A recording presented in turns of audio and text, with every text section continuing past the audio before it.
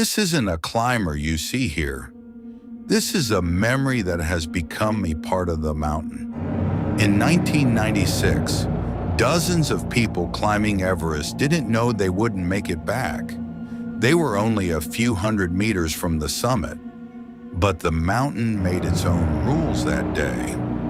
Today, we won't be talking about the 1996 disaster.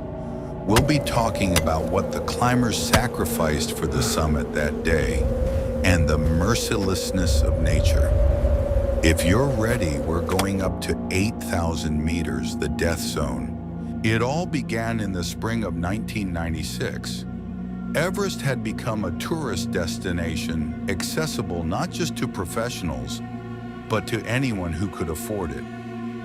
Rob Hall was reportedly one of the world's best guides, but he had a rival, Scott Fischer.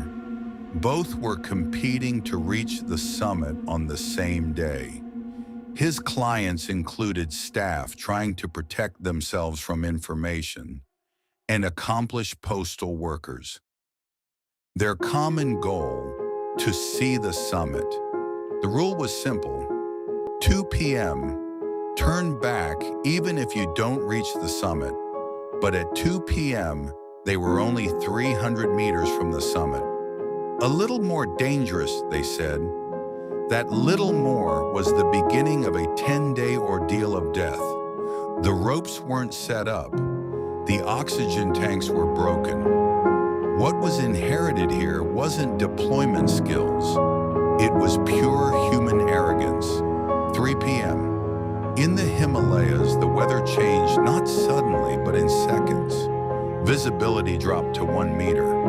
People were walking arm in arm, but they couldn't even see each other's hands. Frozen gloves, dwindling oxygen. Rob Hall had brought his friend Doug to the summit, but Doug was too exhausted to walk any further. Rob didn't abandon him. He sacrificed his own life for another's, but the mountain showed no mercy to either of them. The next day, Beck was found. His face was frozen, his hands numb. The rescue team said, "This man is dead," and left him there. But that night, something happened that defies scientific explanation. Beck rose from the snow like a ghost and began walking towards the camp. He lost his arms, his nose, and his fingers, but he saved his life. And what about the others? Rob, Scott, Yasuko. They're still on that mountain. Is it a greater achievement to reach the summit or to return? Let's discuss it in the comments. And remember, in Zora history, facts are stranger than fiction.